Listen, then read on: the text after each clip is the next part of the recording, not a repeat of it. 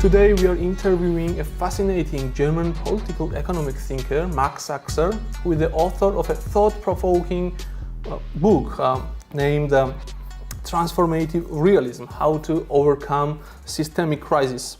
Dear Marc, first of all, I would like to thank you for agreeing to our interview. It's a great pleasure for me as well as for our TV program that you are with us to discuss your excellent and a very interesting book. In it, you discuss very crucial topics and political economy issues which form the characteristics of modern version of neoliberal capitalist development. You analyze the core ideological and economic fundamentals of the current financialized economies, which has been under the systemic crisis since 2008 global financial crash. Systemic because besides economic dimension, today's global societies are facing huge challenges of climate, democracy, cultural and health crises. So as far as I understand, your book is all about a change, and if I may say, is search of possibility of change.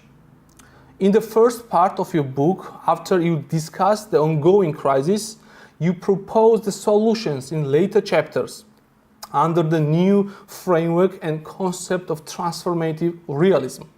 So, before I ask you to elaborate and explain to our audience about this concept, I think it's important to open our discussion with a very thought-provoking thesis which you present in the introduction of the book, that neoliberalism was never designed to solve the systemic crisis. And here you ask the very important question, quote, why is neoliberalism dead as an economic program but still alive as an ideology?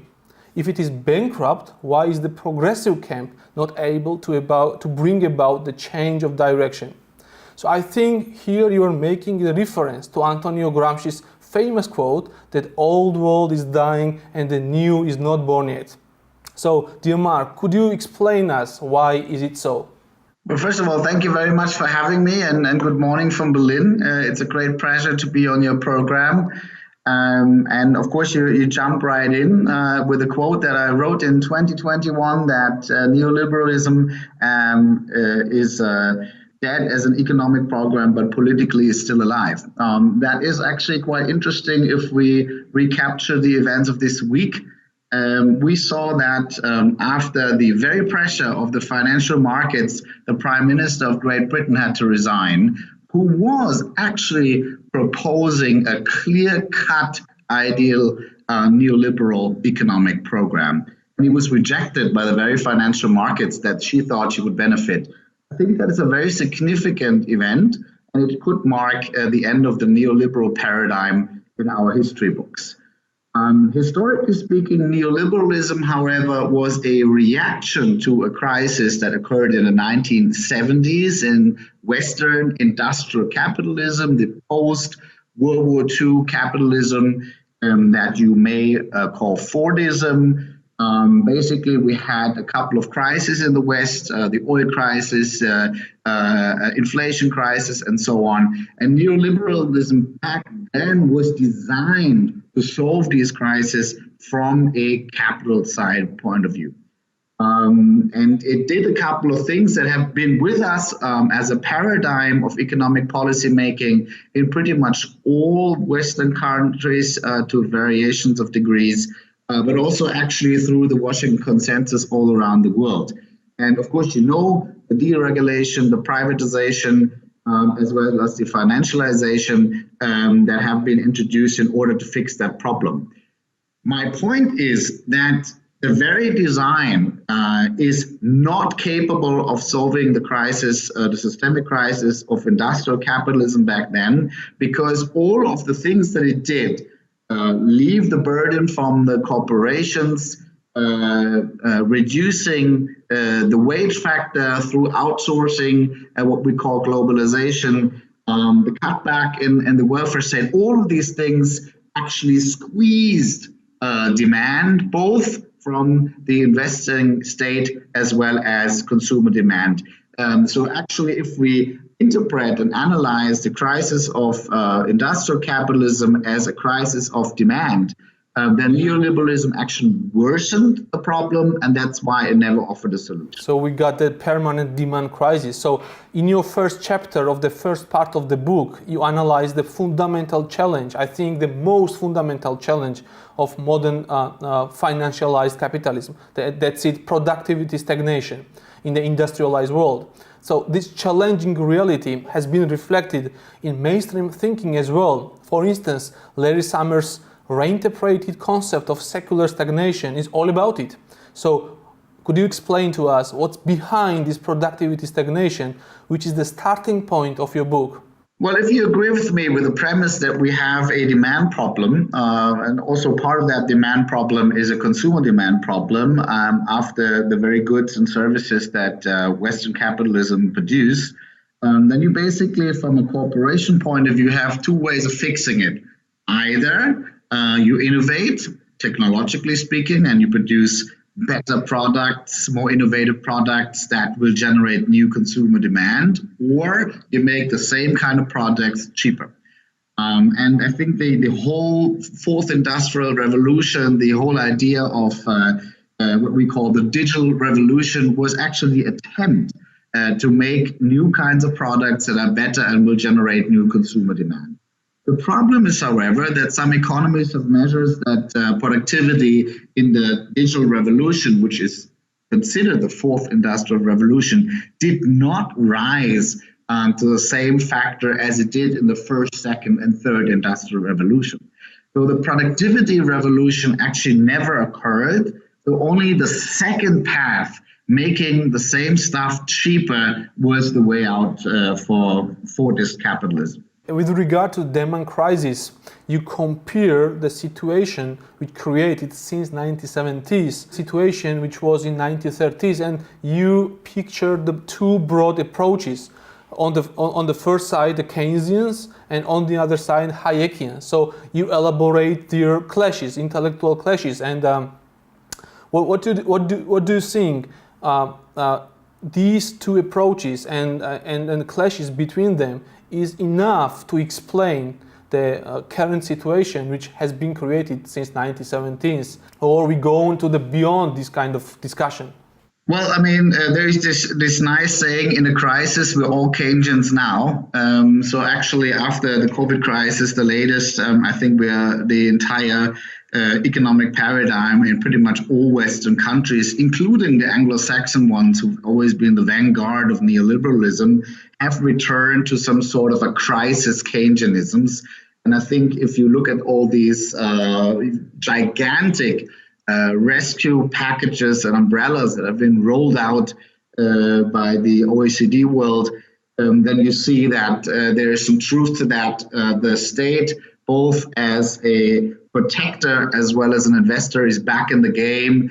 The idea that the market in and by itself can function without state intervention is off the table. And most importantly, I think looking towards the future, the idea that the market innovation in and by itself alone will be enough to usher in the great transformation that is so urgently needed is also being proven wrong. So I think we have entered a new territory, but we do not yet know what exactly this new epoch, this new era will be like. Will it be more Keynesians, or will we see a revival of the neoliberal recipe? And I think as long as we're in the crisis, that's decided.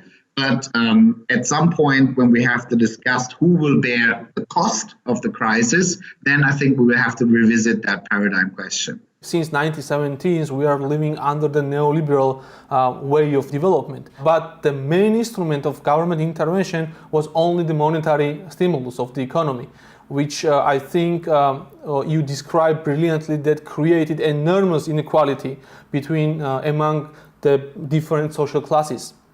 And the new era of globalization, which started in 1990s under the Washington Consensus ideology, has created some losers and also the winners.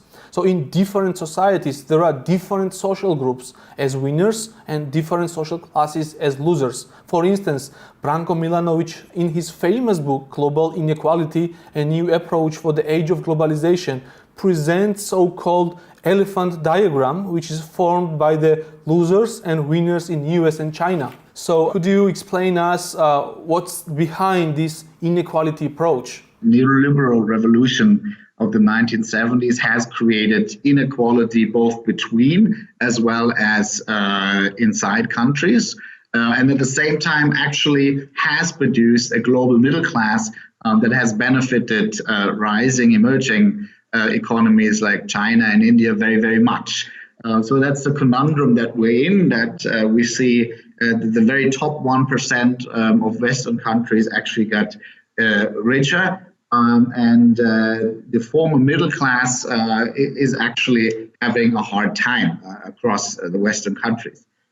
Part of that effect is actually caused not only by the neoliberal reforms of the 1980s and 90s, but also by the very crisis-fighting mechanism. Because once you started quantitative easing and the central bank started to print money, a lot of that money did not go into new investment by corporation, but actually was funneled into and started to flood the wealth markets.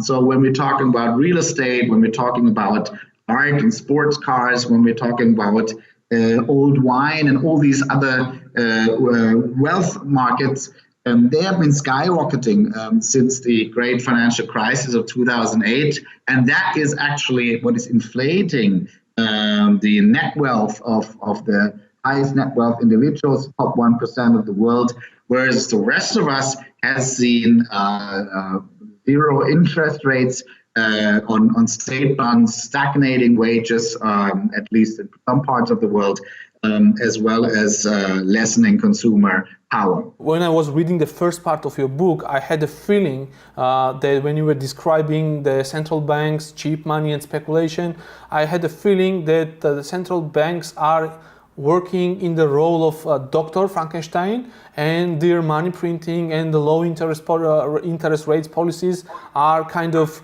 to stimulate the global capitalism, which is in the role of the Frankenstein monster.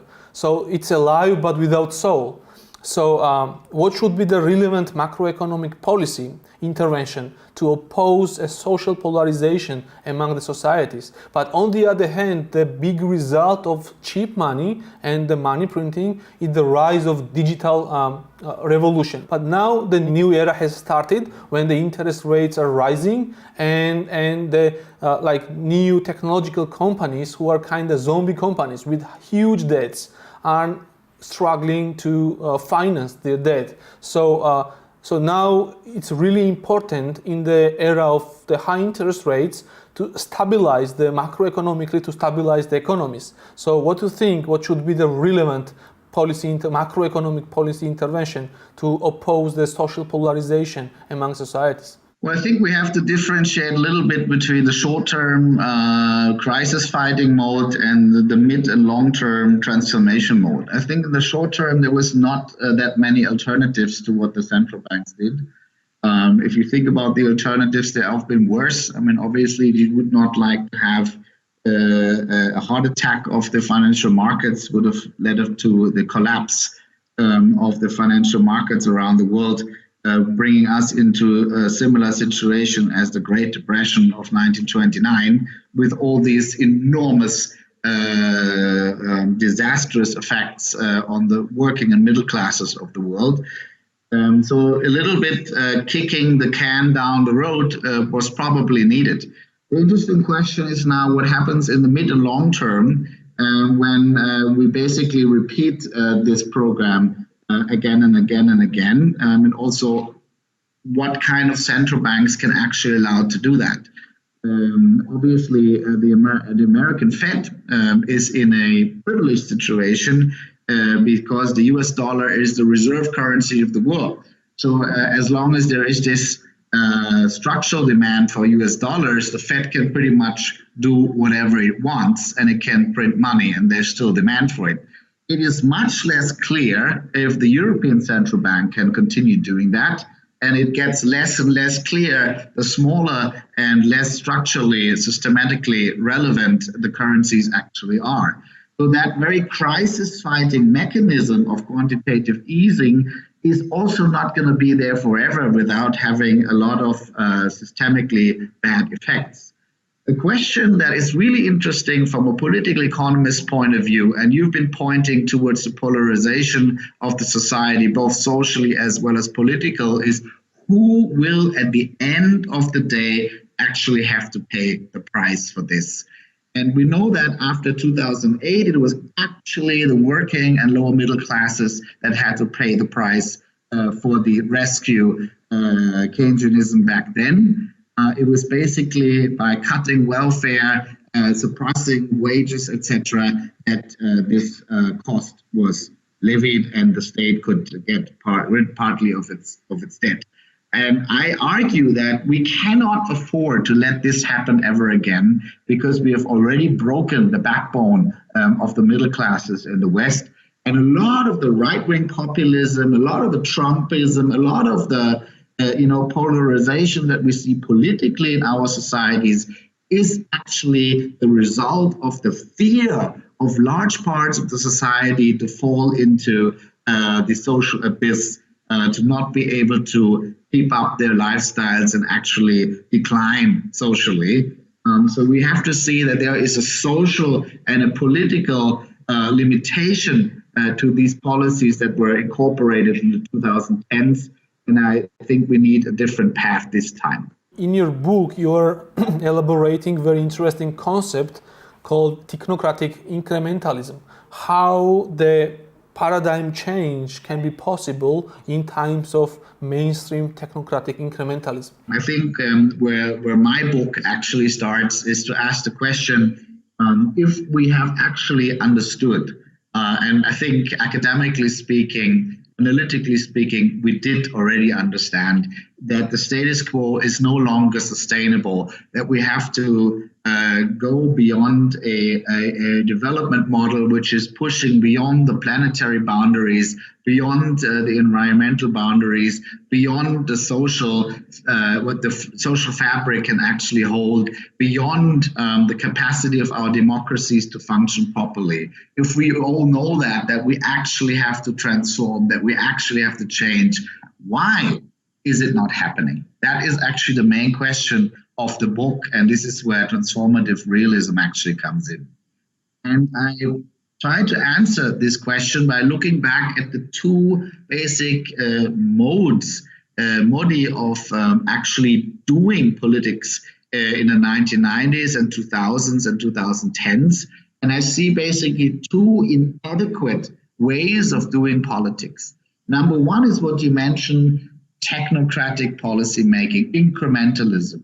So the idea here is that, the old left and right, the old rivalry between ideologies, that's all over. We only want a good governance. We only want a well-oiled, expertise-driven engineer at the helm that can actually cut these large, huge problems like climate and energy transformation, like social transformation, into little pieces, and then fix these little problems one by one. The opposite of transformative realism, that is what I call technocratic incrementalism, tinkering.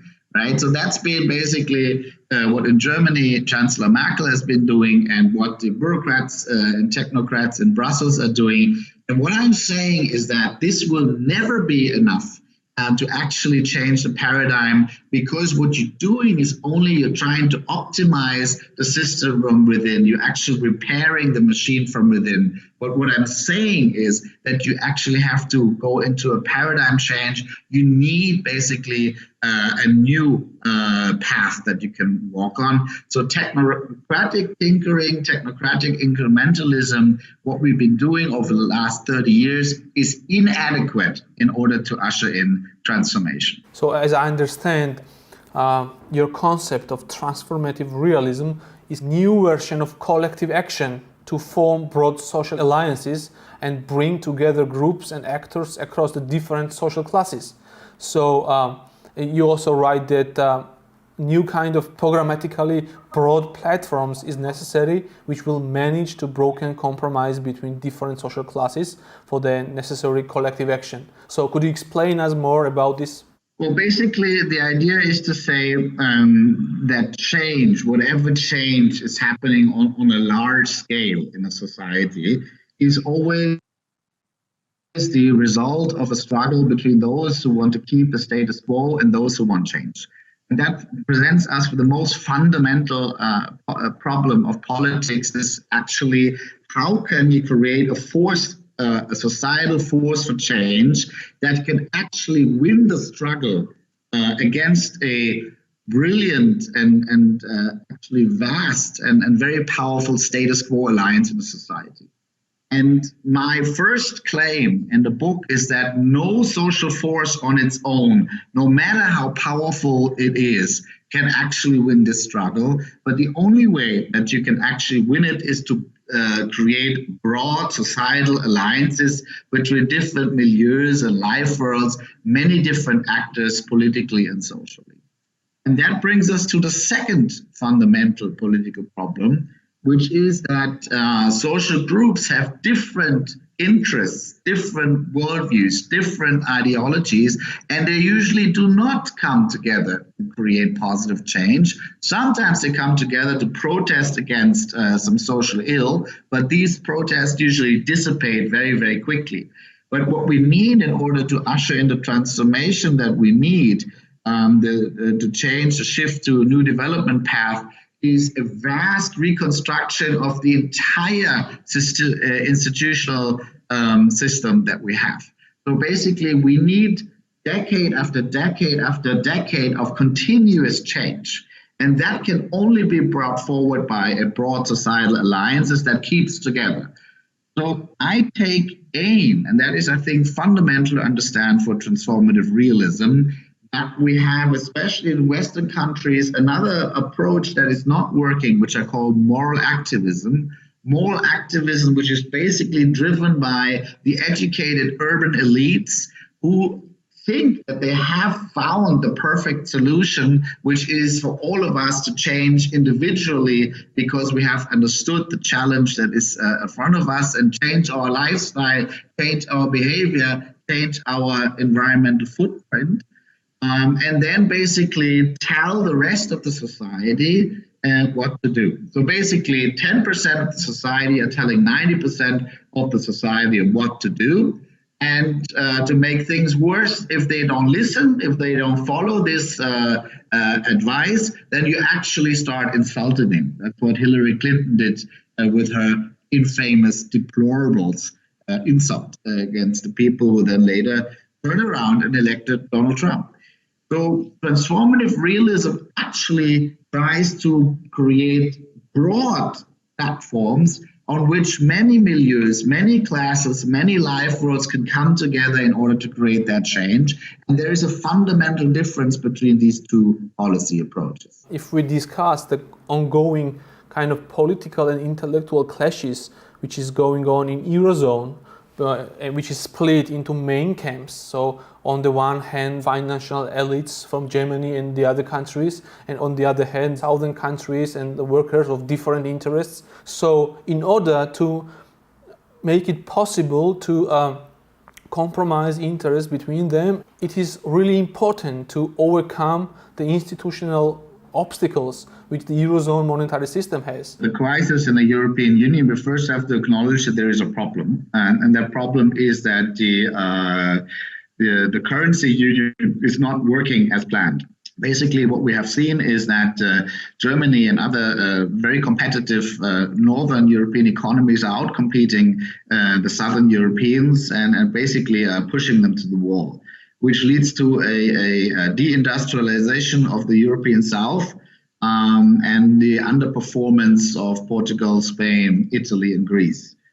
So I think this is not a sustainable solution if we want to keep the European Union together. And I think given the geopolitical conundrums and challenges that we've seen from Russia and China and others, we must keep the European Union together. We have to fix that problem. The issue is now that you cannot go to a German finance minister or Dutch finance minister or prime minister and tell them, well, you basically have to now do the opposite of what your electorate wants. They are democratically elected, so they basically have to answer to their voters. And their voters seem to believe that it is in their best interest to not basically change the system that we have created.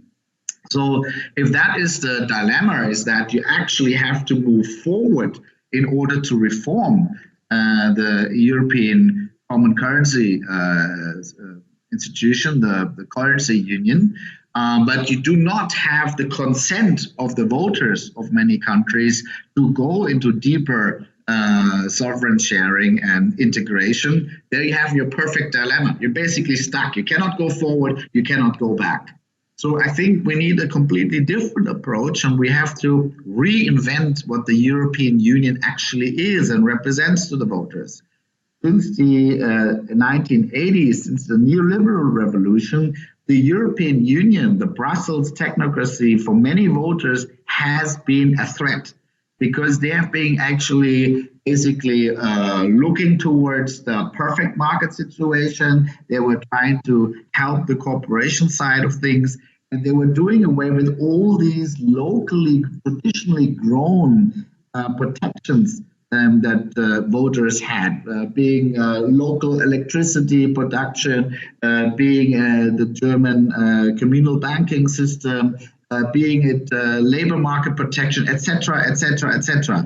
Brussels always did away with these things, and therefore exposing millions of Europeans across the European continent to the market forces, which create a lot of threat perception.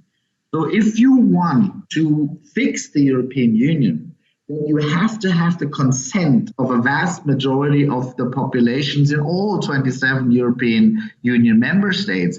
And that can only happen if you reinvent the European Union from a formerly neoliberal project towards a European Union that actually offers protection, both outside in the dangerous war that we're now in, looking to the war in Ukraine, and inside socially against the distortions of a widely unregulated global market.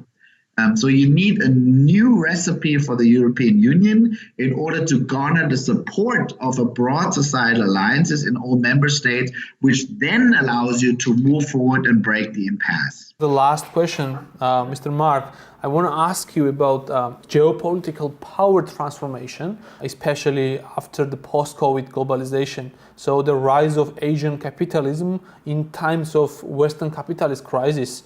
What kind of change is it going to bring?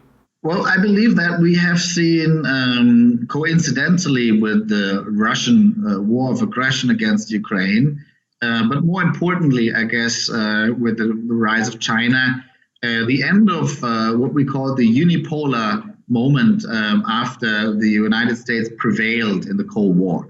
So we did have for 32 years a world order that was centered on the hyperpower of the United States and was actually creating what you may or may not call the Pax Americana. This is now over, and we do not know what happens next. Is another Gramscian interregnum, if you saw. The old has died, and the new has not been born. So we see the monsters of war coming to dance. I believe that the new world order will be created through fierce competition between the great powers.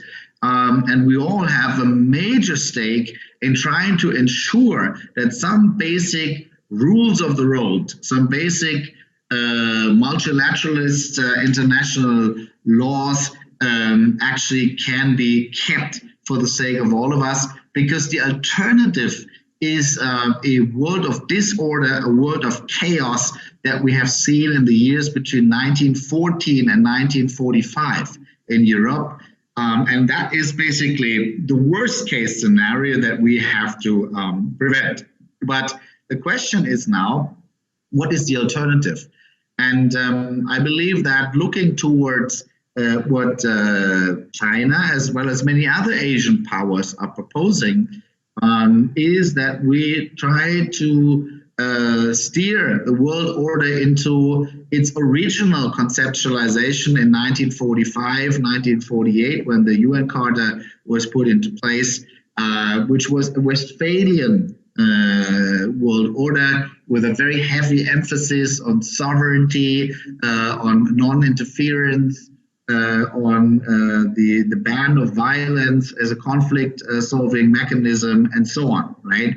This is basically the Asian proposal for the New World Order, and I think we have to see if this is now something that can be agreed upon between the West and the Asian powers as basically the paradigm for the 21st century. I want to thank you for this brilliant book. I think it will be kind of thought-provoking for many people who is going to read that, and I think it will be very interesting for Georgian audience. So thank you so much. Thank you very much for the interview. If I have to wrap it up like in one sentence, is I think we need to focus again on strategy. We have been talking about the what of change for a very long time. We're well past the why of change, but we have to focus on the how. We have to have a strategic discussion on how we bring about the big changes that we need for humankind and our societies, and that is a strategy debate. And we need to stop the screaming matches that we have, the virtue signaling that we have, and the old formulas that have all proven wrong. We need a new way of doing politics, and I think a strategy debate is what we need to have. So thank you very much for the interview and the interest. I was very happy to be here. Thank you, Mr. Marc.